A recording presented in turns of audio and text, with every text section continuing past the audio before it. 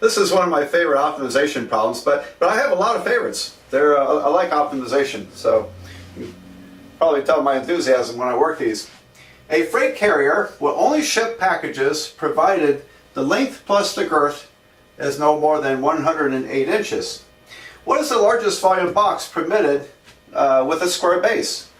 All right, now we to keep things simpler, we put a stipulation on it that the base of the box must be square. And so we have a box. There's the base. It's on its side. And let me see if I can draw this. There we go. That's kind of a box, right? All right, so here's the base. And there's the base. So being a square, these two sides are equal. And then this side I'll just call length. And I'm going to capitalize L rather than lowercase. If you're printing, lowercase L looks like a 1, doesn't it? So let's go with capital letter on that. All right. Now the volume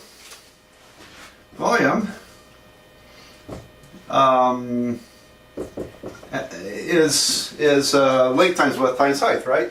All right. So volume, abbreviate volume, is length times width times height. And so it's x squared, x times L, it's x squared L. Great. I want to maximize the volume.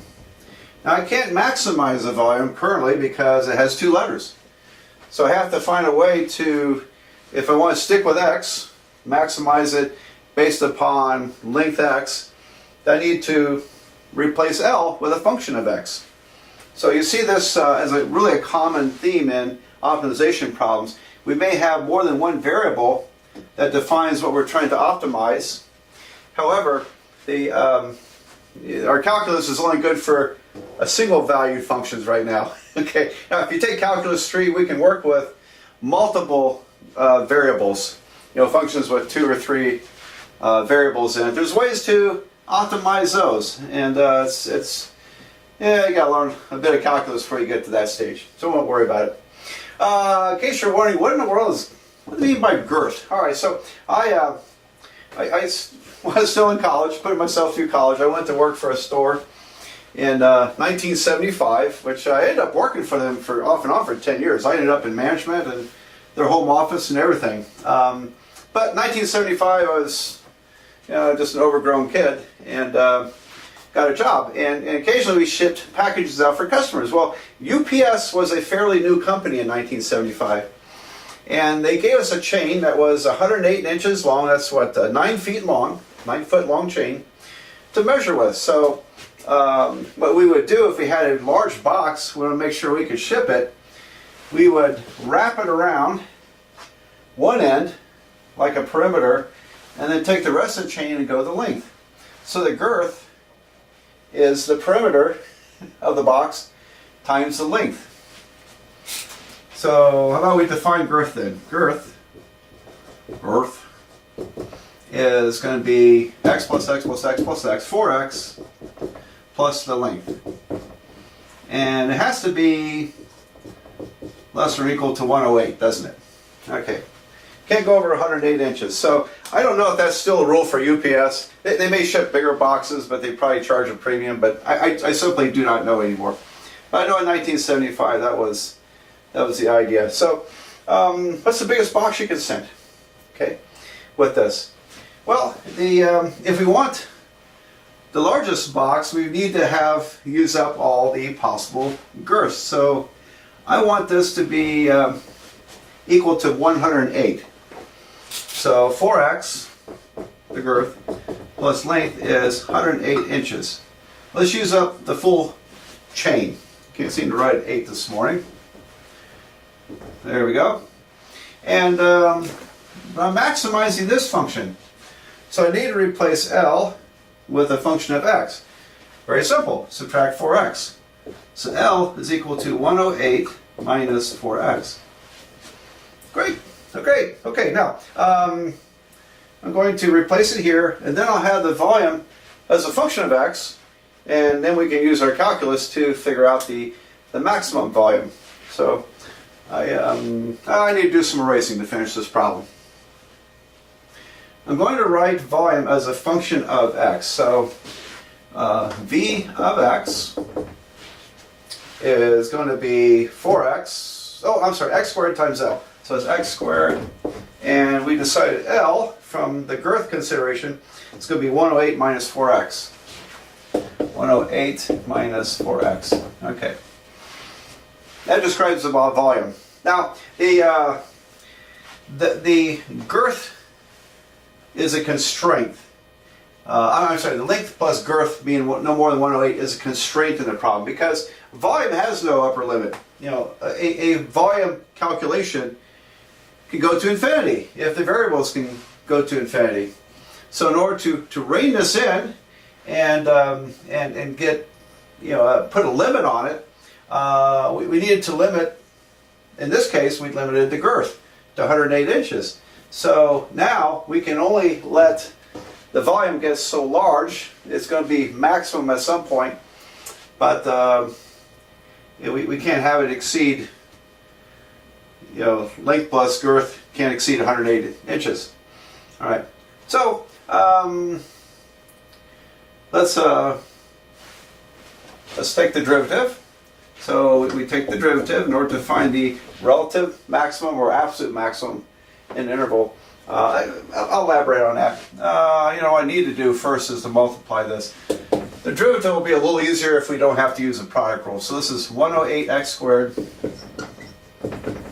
minus 4x to the third power. So let's take the derivative to get the critical points.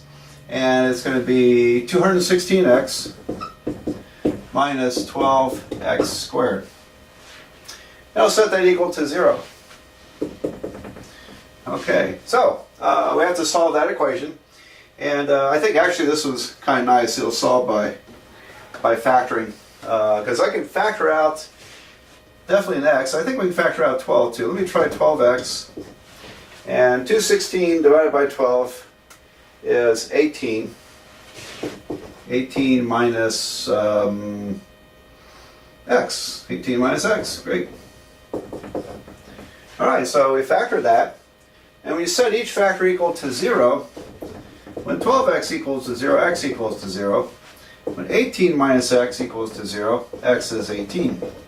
So as I mentioned earlier, it's usually fairly obvious what's going to be the answer to our problem. It's not going to be 0 because if the length of a base is 0 inches, we don't have a box. And the volume is 0. So your volume is 0 when x is 0. You don't even have a box. So we can toss that one out. We don't need that answer. The only one left is 18 inches. That must be the maximum. And so the if I plug 18 into here, I get the, well, I want the length, right? So if I plug 18 into there, I'll get length. Well, length is 108 minus 4x, so length at 18 would be 108 minus 4 times 18. Let's see, that's 72. 72 from 108 is 36. 36 inches. Alright, so we have the base of the box is 18 inches wide, and the length is 36 inches long. Alright, so let's, now that will produce the largest total volume. Now you could have a longer box, you could have a narrower box, a fatter box, it doesn't matter. But in order to get the maximum volume, we have the measurements. So let's go ahead and put all that together in an answer. If you're my student, I'm going to expect you to write an answer out in some kind of sentence form. So here's my conclusion. And I didn't want to report this in cubic inches because it's in the thousands and it'd be hard to relate to that. A box that is 18 inches by 18 inches by 36 inches, or 1.5 feet times 1.5 feet times 3 feet, has a maximum volume of 6.75 or 6 3/4 cubic feet. So almost 7 cubic feet is the largest possible volume. There we go. It fits the criteria of girth, and that's the largest volume you're gonna get. So now, if you were to, you know, and I erased the volume function, but if you were to graph it out, you'll find the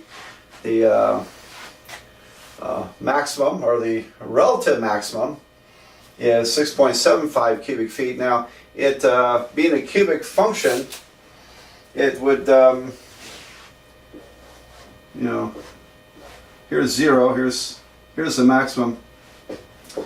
There is no absolute maximum to a cubic function, and so on this side it does go to infinity and you get an infinite volume. However, you also have negative x's, and you can't have negative lengths, so we can throw that out.